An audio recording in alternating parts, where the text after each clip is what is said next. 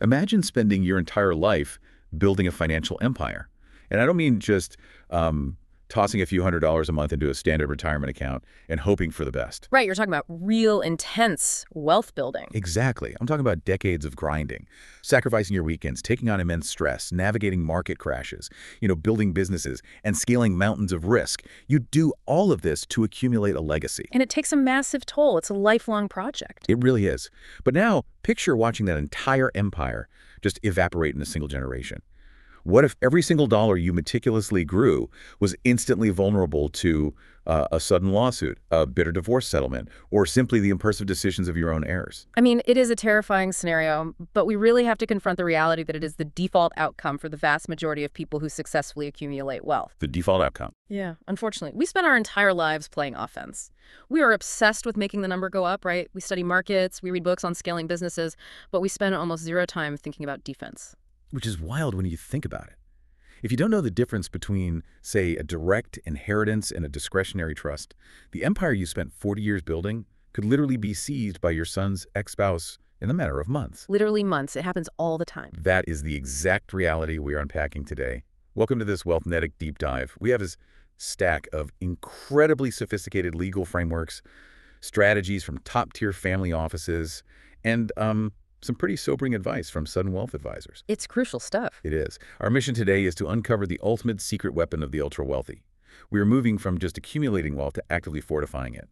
But I think we need to start with the massive looming illusion of safety that most people are operating under right now, especially regarding taxes. Oh, that illusion is incredibly dangerous. I mean, if we look at the current federal estate tax landscape, we're sitting at historic highs. Right. The exemption is hovering around $15 million USD per individual, or a staggering $30 million USD for a married couple. Wow. Okay, so that means a married couple can pass on up to $30 million USD before the federal government even steps in to take their 40% cut. Exactly. That's the threshold. But wait, if I am listening to this and my net worth is, say, $4 million USD or even $10 million USD, I'm looking at that $30 million exemption and thinking, well, great, the problem is solved. Yeah, they think they're safe. Right. They think the IRS isn't coming for my money when I die, so I don't need to worry about any of this complex planning. And that is the exact trap. People stare at the estate tax exemption and completely miss the actual everyday threats to their capital. So the tax isn't the real enemy here. Rarely. I mean, for the average millionaire, the real danger to a family's wealth is almost never the IRS. The real danger is the friction of the legal system. It's personal liability. Like lawsuits. Exactly. It is the plaintiff's attorney looking for a deep pocket.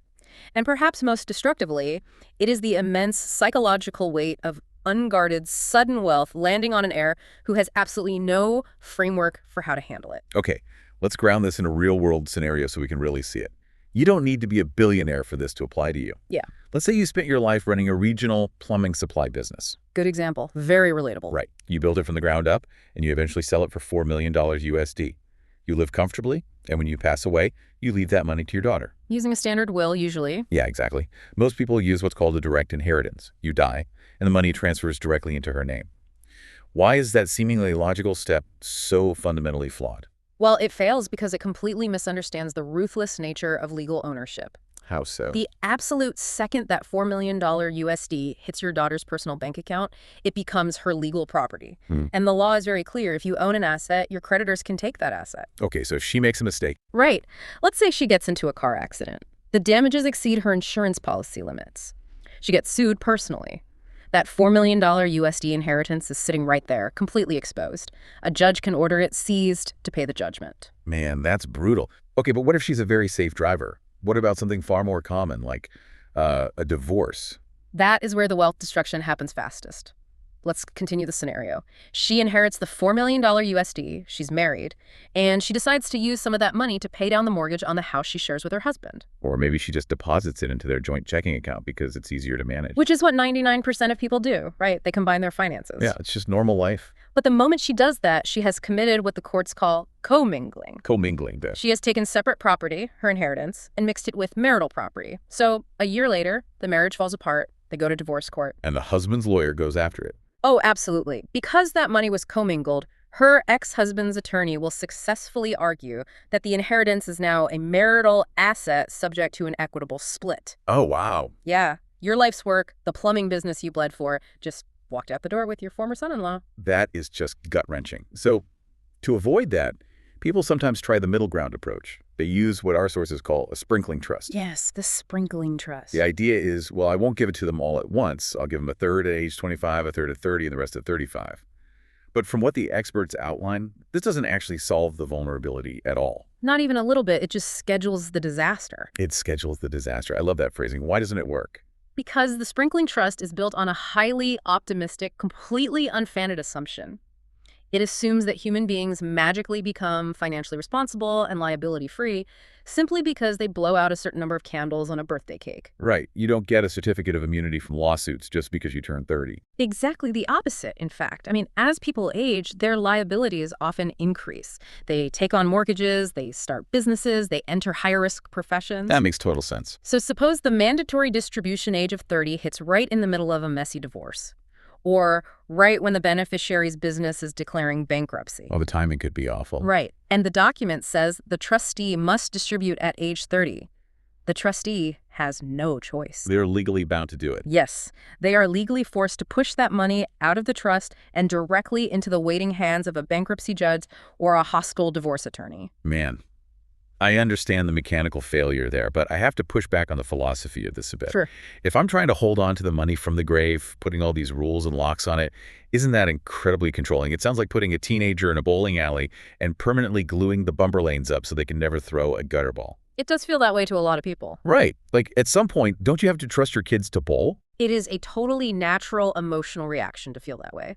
Nobody wants to be a controlling dictator from beyond the grave, but we need to radically reframe what is actually happening here. Okay, reframe it for me. You are not building a prison for your children. You are building them a fortress. Let's look at a different professional profile.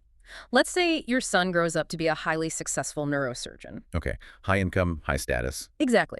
Or perhaps a real estate developer taking on massive commercial loans. He is, by definition of his career, a walking liability. His professional life carries an inherently high risk of lawsuits. Right. Doctors get sued all the time. If you give him an outright inheritance of $4 million USD, you are not empowering him. You are actively burdening him. You are giving him a massive, heavy asset that he now has to desperately try to protect from his own professional risk. I see.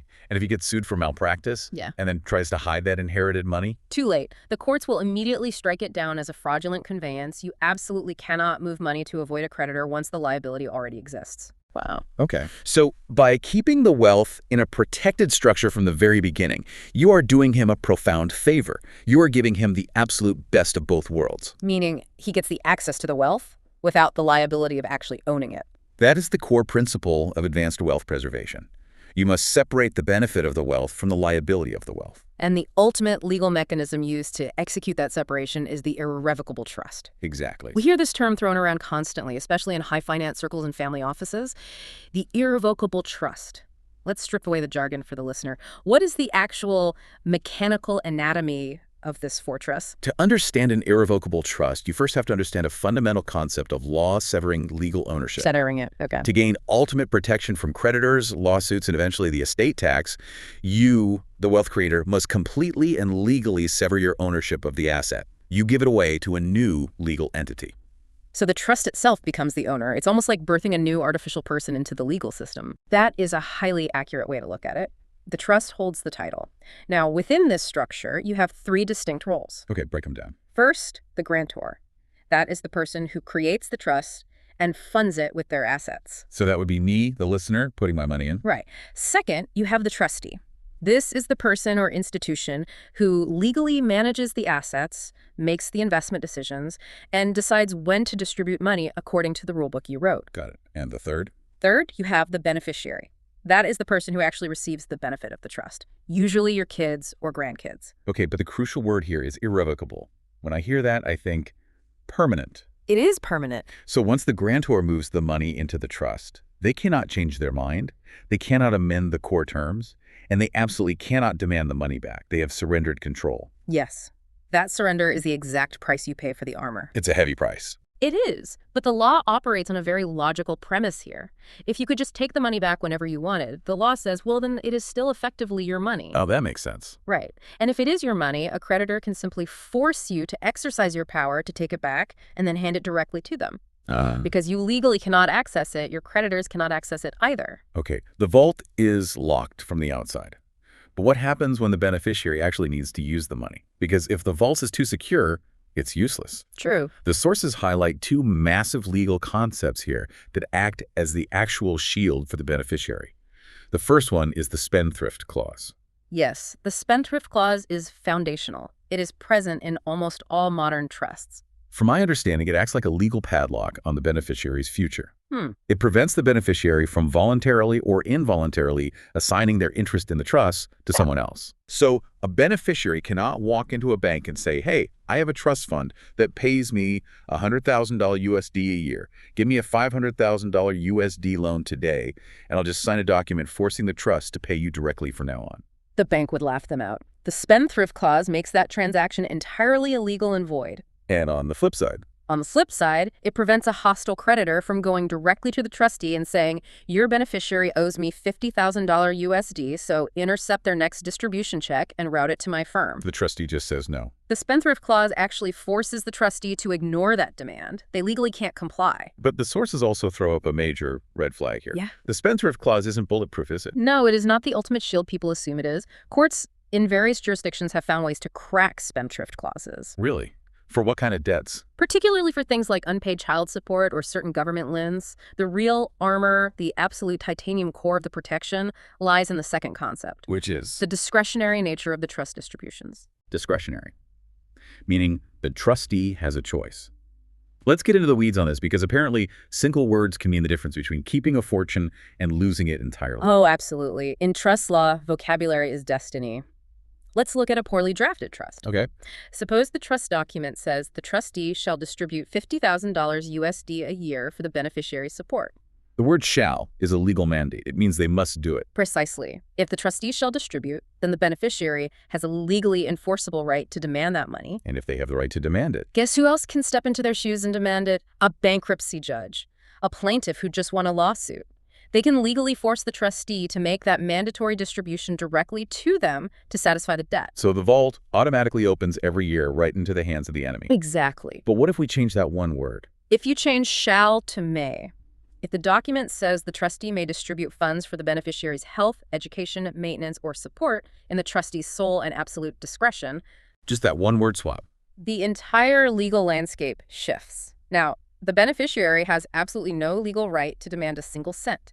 They can request money to buy a house or pay for medical school, but the trustee has the legal right to say no. And because the beneficiary cannot force the vault open, the creditor absolutely cannot force it open. The creditor is completely locked out. I mean, they can stand outside the walls of the trust with their court judgment and yell all they want, but the trustee has zero legal obligation to hand them a dime.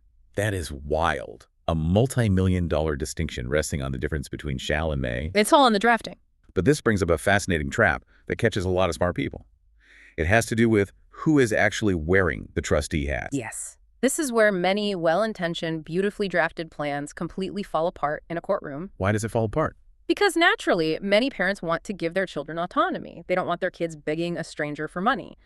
So they make the child the beneficiary, but they also name the child as the sole trustee of their own trust. Oh, so the child is effectively asking themselves for permission to use the money.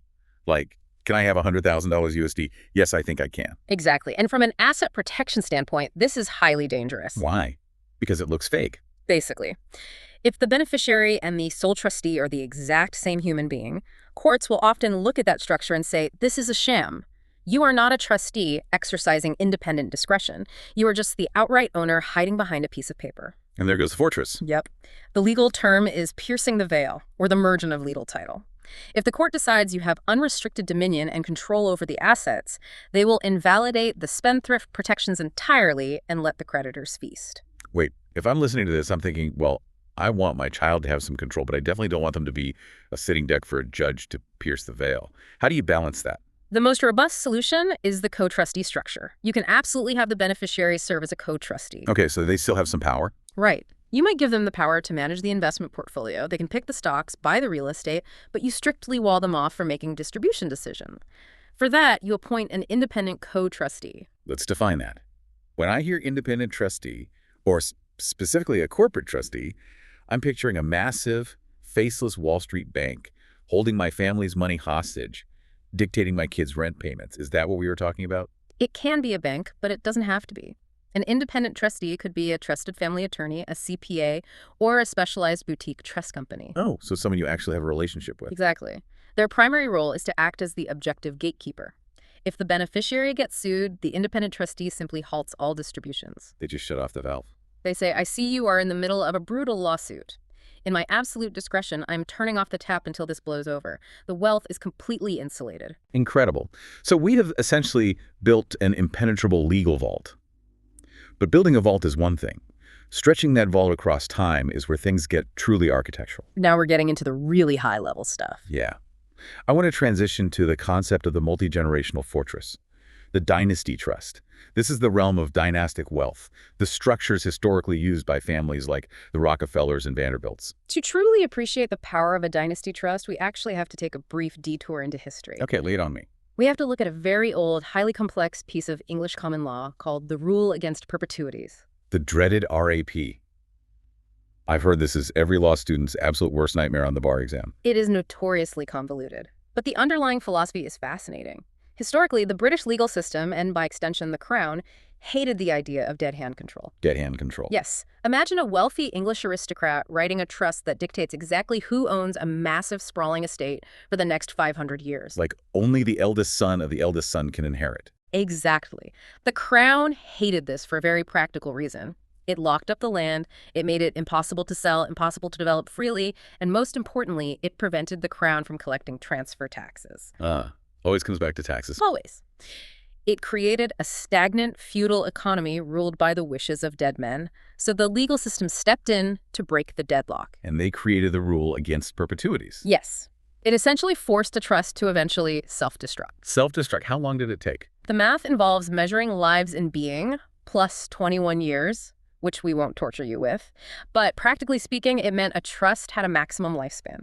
After roughly 90 to 110 years, the trust had to legally terminate. It just pops. It would pop like a balloon, and all the assets would flood out of the protective vault and into the beneficiary's personal, unprotected estate. And the moment it hits their personal estates, it becomes vulnerable to creditors and, crucially, vulnerable to the massive 40% estate tax. Right back to square one. So for centuries, wealth could only be protected for about 3 generations before the government and the legal system got their hands on it again.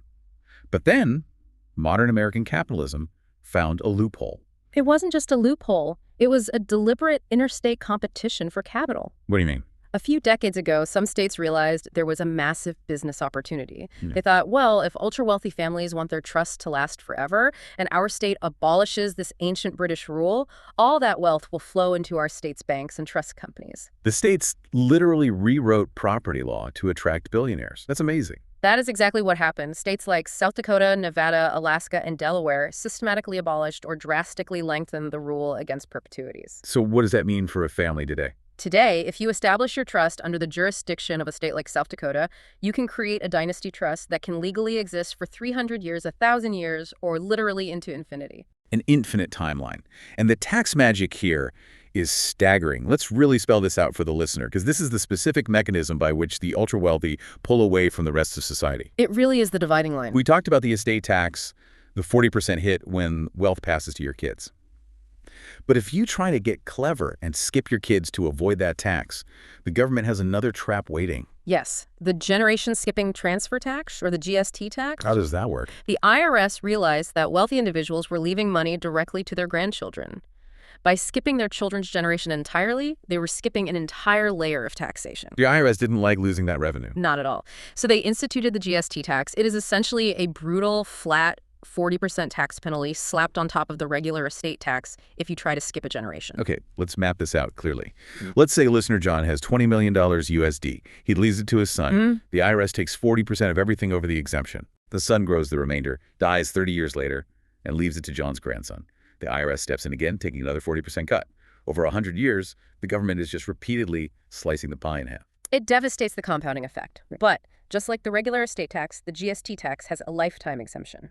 In 2026, as we discussed, that aligns around the $15 million USD figure. So you could exempt that much. You can exempt that specific amount of money from the GST tax forever. So here is the ultimate magic trick. Listener John takes $15 million USD. He allocates his GST exemption to it, meaning the IRS stamps it as exempt from generation-skipping taxes. Correct. And then he places that specific $15 million USD into a dynasty trust in South Dakota. What happens over the next century? What happens is centuries of uninterrupted tax-free compounding. Because the assets are legally owned by the trust, and the trust is immortal, it never dies. The assets never pass through the taxable estates of John's children, his grandchildren, or his great-grandchildren. The 40% haircut simply never happens again. Never. Let's do the conceptual math on that. If a portfolio is subjected to a 30% tax every 30 years, the remaining capital has to work incredibly hard, taking on massive risk just to get back to its original value. Yeah, you're constantly digging out of a hole. But in a dynasty trust, that friction is gone. Over 100 years, over 3 generations, the difference between a portfolio that gets taxed 3 times versus a portfolio compounding totally untouched inside a dynasty trust isn't just a minor rounding error. That's massive, right? It is an exponential, astronomical divergence in capital. It is the literal difference between a family being comfortably upper middle class and a family wielding dynastic, institutional-level financial power. And all the while, those spendthrift and discretionary clauses we mapped out earlier are acting as an active defense system. They protect that compounding capital from every divorce, every lawsuit, and every bankruptcy that might randomly strike the family tree over the next 10 generations. It's a true fortress. We have spent a lot of time on the architecture. We built an impenetrable vault. But here's the problem with vaults locking something or someone inside a vault sounds incredibly isolating. It can be. What happens to the psychology of the heirs living inside this 300-year fortress? What good is an unbreakable financial castle if the people living inside it are miserable, anxious, and paralyzed by the sheer weight of the wealth? This is a vital pivot, and honestly, it's where most estate planning completely fails. Because they only focus on the numbers. Exactly. Traditional wealth management focuses entirely on the math, how to maximize returns, how to avoid taxes. But when you are dealing with sudden wealth or massive generational wealth, the human element becomes the greatest point of failure. Why that? Because significant liquidity doesn't actually reduce anxiety for most people. It dramatically amplifies it. Which sounds completely counterintuitive to anyone struggling to pay rent. How does having millions of dollars create anxiety? Because the boundaries vanish. When you have a massive influx of capital, the pressure arrives instantly. What kind of pressure? Pressure from family members asking for loans, pressure from friends pitching can't-miss business opportunities, pressure from society to live a certain lifestyle. Wealth at that scale adds massive friction long before it adds freedom.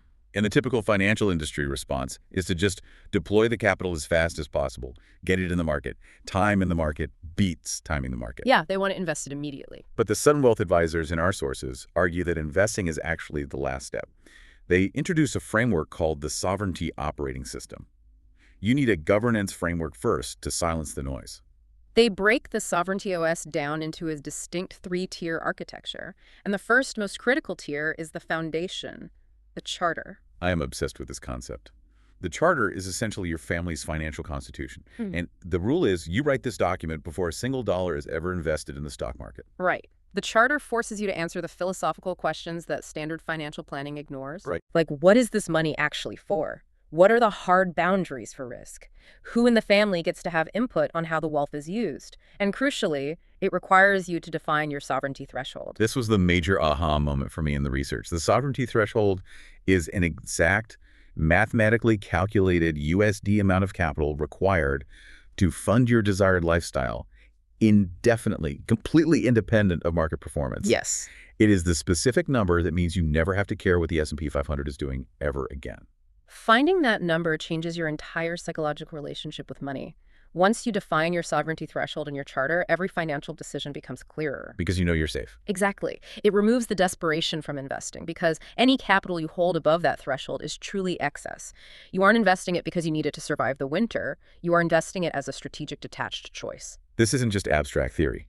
If you are listening right now and you are building a business you plan to sell or you are anticipating an inheritance, you need to draft this charter today. Do it immediately. Do it while you're calm, while the stakes are low.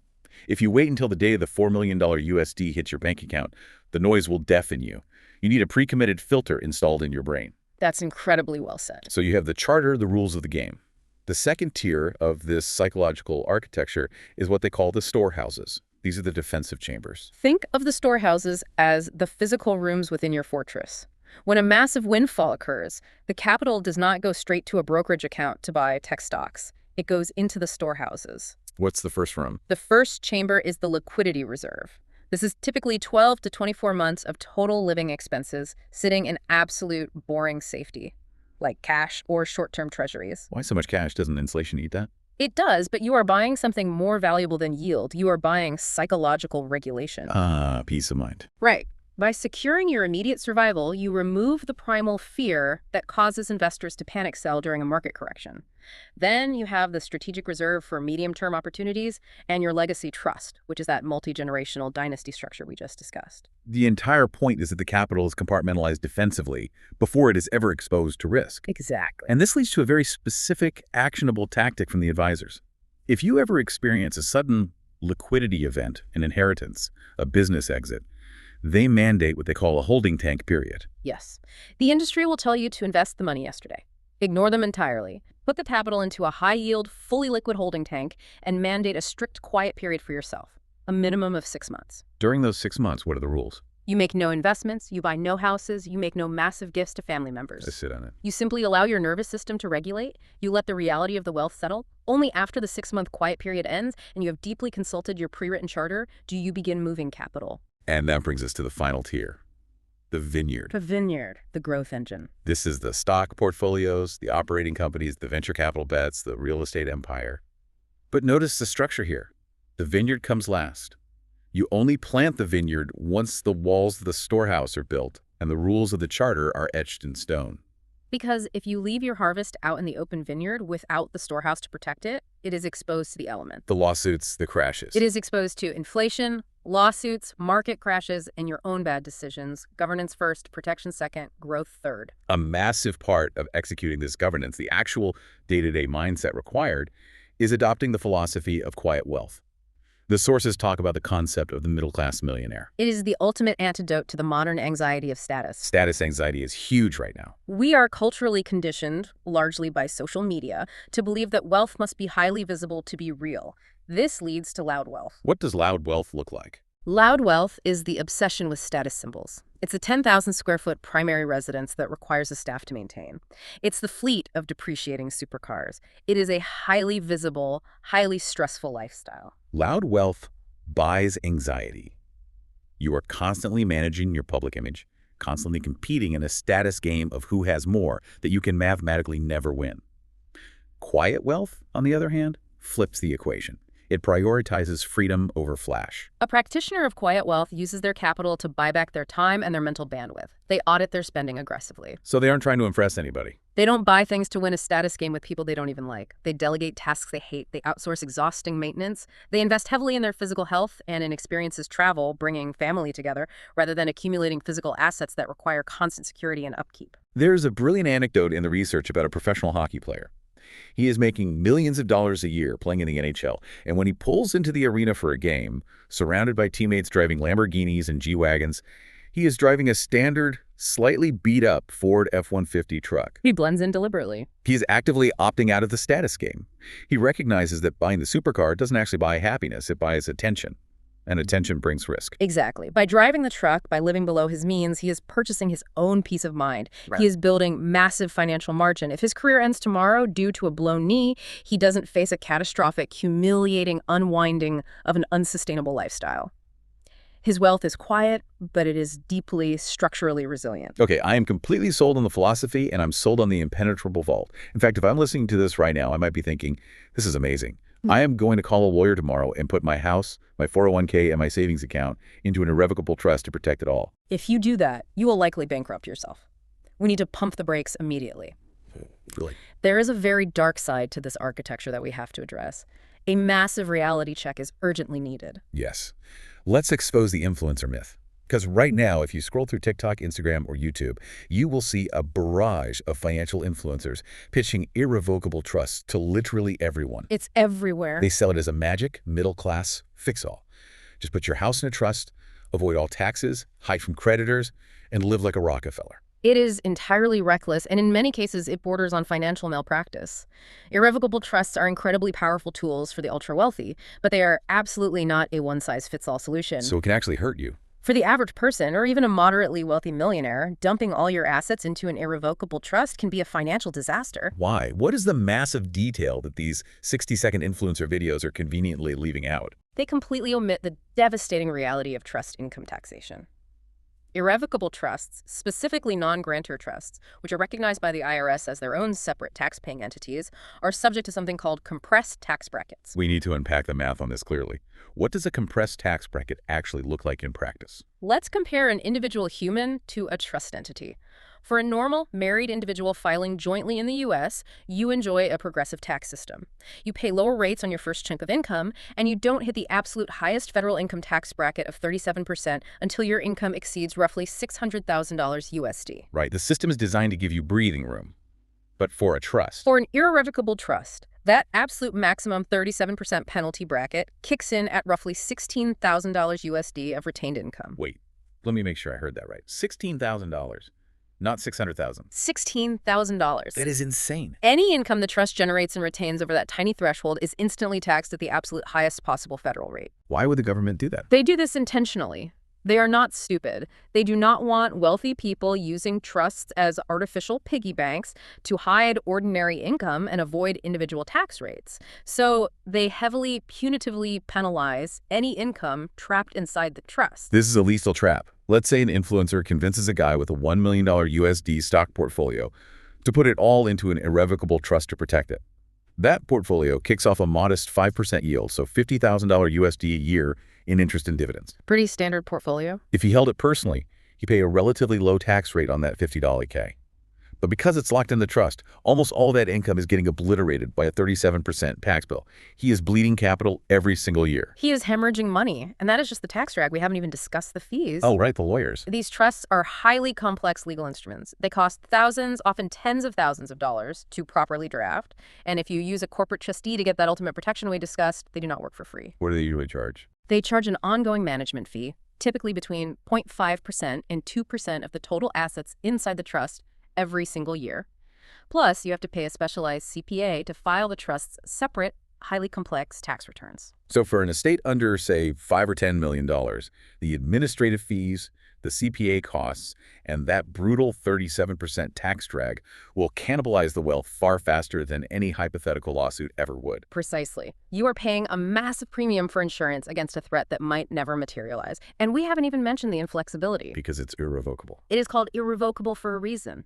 Life changes, marriages end, new children are born, the federal tax code changes constantly. An irrevocable trust drafted with the best intentions 30 years ago might be a complete structural disaster under today's laws. But wait, earlier you said there are ways to fix a broken trust. I've heard the term decanting. Yes, there are escape hatches, but they are incredibly difficult to use. Decanting is a complex legal maneuver where you literally pour the assets from one broken trust into a newly drafted, slightly better trust. Sounds expensive. Very. You can also sometimes use trust protectors, third parties written into the document who have special limited powers to amend certain administrative terms.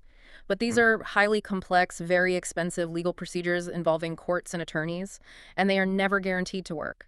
You are locking your wealth into a very rigid structure in a very fluid world. So what is the alternative? If you are the listener, you've built up a couple $1 million, you own a house, maybe a rental property, a solid retirement account, you want to protect your family from probate, you want some liability protection, but you definitely do not want to get crushed by 37% tax brackets and massive corporate trustee fees. What is the actual play? For the vast majority of people building wealth, you need to decouple your asset protection from your estate planning. Separate them, okay? You don't try to jam every single goal into one massive irrevocable trust. Instead, you use a much simpler, highly elegant hybrid structure. You use an LLC owned by a revocable living trust. Let's break this down into its components because this is incredibly actionable. First, the revocable living trust. A revocable living trust is the exact opposite of the irrevocable structures we've been discussing. You create it, you place your assets into it, but you remain the sole trustee. So I still have control. You have 100% complete unfettered control. You can change it, amend it, sell the assets, or dissolve the whole thing whenever you want. But because you retain total control, it provides absolutely zero asset protection, right? If you get sued, the creditor can just force you to revoke the trust and hand over the money. And it doesn't remove the assets from your taxable estate. Correct. It is useless for asset protection and useless for estate tax avoidance. So why do it? Why pay a lawyer to set this up? Because it completely bypasses the probate court system when you die. probate? Probate is the public, lengthy, often expensive legal process of validating a will and transferring assets. A revocable trust ensures a private, seamless, immediate transfer of your wealth to your heirs without the cost, the months of delay, and the public scrutiny of probate. It is the absolute essential foundation for basic estate planning. Okay, so the revocable trust is the smooth highway that lets your money bypass the massive traffic jam of probate court. But a highway doesn't protect you from a crash. Where does the actual liability protection come from in this hybrid model? The protection comes from the LLC, the limited liability company. Let's say you own a rental property. You do not put that rental property directly into your revocable trust, and you certainly don't own it in your own name. You place the rental property inside an LLC. The armored car on the highway. Exactly. The LLC provides a corporate shield. If a tenant slips and falls on the icy driveway, breaks their back, and sues for millions, they are suing the LLC, not you personally. That's huge. They can only access the assets contained inside that specific LLC. They cannot pierce through it to seize your personal bank accounts or your primary residence. And then, the final structural piece, who actually owns the shares of the LLC? Your revocable living trust owns the LLC. That is brilliant. Let's stack the benefits. You get the liability shield of the corporate LLC structure for your risky assets. You get the probate avoidance and seamless wealth transfer of the revocable trust. And crucially, because it's a revocable structure and an LLC, all the income generated by the rental property flows right through to your personal tax return. Yes. You utilize your normal progressive individual tax brackets. There is no 37% penalty kicking in at $16,000 USD. You maintain total control, highly efficient taxes, and solid liability protection. This is such a critical distinction for our listeners. Use this hybrid approach for your everyday wealth. You only escalate to the complex, irrevocable, and dynasty trusts for the truly massive high liability assets. Exactly. The rapidly scaling pre-IPO tech company equity. The generational wealth that definitively exceeds that $30 million USD exemption limit. You do not buy a straitjacket when all you need is a tailored suit. Perfect analogy. Let's ground all of this theory in some stark reality. The sources provide some incredible, albeit anonymized, case studies that perfectly illustrate the dangers of unprotected loud wealth versus the strategic execution of these frameworks. We have a tale of two extremes. The cautionary tales are, unfortunately, incredibly common, but they are vital to study. They perfectly illustrate the fatal flaws of direct, unprotected wealth combined with a total lack of the sovereignty governance we discussed. The first profile is a very famous 90s rapper. During the peak of his career, this individual earned an estimated $30 million USD. He had the world at his feet. But a few years later, he ended up filing for bankruptcy, reportedly $13 million USD in debt. It happens so fast. We see this headline all the time, but mechanistically, how does that actually happen? How do you burn through $30 million? It rarely happens through one catastrophic investment. It happens through the toxic, compounding combination of lifestyle creep and unchecked obligations. It's entourage. It is not just buying the $5 million mansion. It is the $100,000 a year in property taxes, the maintenance, the landscaping, the staffing required to run the mansion. It is the entourage supporting dozens of friends and family members, funding their terrible business ventures, paying for private flights. It's the lack of boundaries. When you lack a charter, when you haven't defined a sovereignty threshold, you have no boundaries. The wealth feels infinite, so the spending scales infinitely to match it, but eventually the hit records stop, the cash flow dries up, but the massive fixed costs of the lifestyle remain. The other example is even more staggering. A legendary heavyweight boxer earned an estimated $400 million USD over the course of a brutal career. $400 million, and filed for bankruptcy in 2003. It is the ultimate mathematical proof that you simply cannot out-earn a bad financial architecture and terrible personal governance. The numbers are just crazy. The math presented by the sudden wealth advisors in the source is brutally simple and honestly a bit heartbreaking. If that boxer had taken that $400 million USD, completely ignored all complex venture capital pitches, bought 0 exotic cars, and simply parked the entire sum in the most mundane, boring U.S. Treasury bills yielding just a few percent a year, You'd be fine. he would have lived the rest of his life as absolute financial royalty. He would have generated tens of millions a year in passive income with 0 stress. But the noise got him. The loud wealth impulse. He had no storehouses. He just had an open vineyard that got raided by everyone around him. It's a tragedy. Now, let's look at the exact opposite end of the spectrum.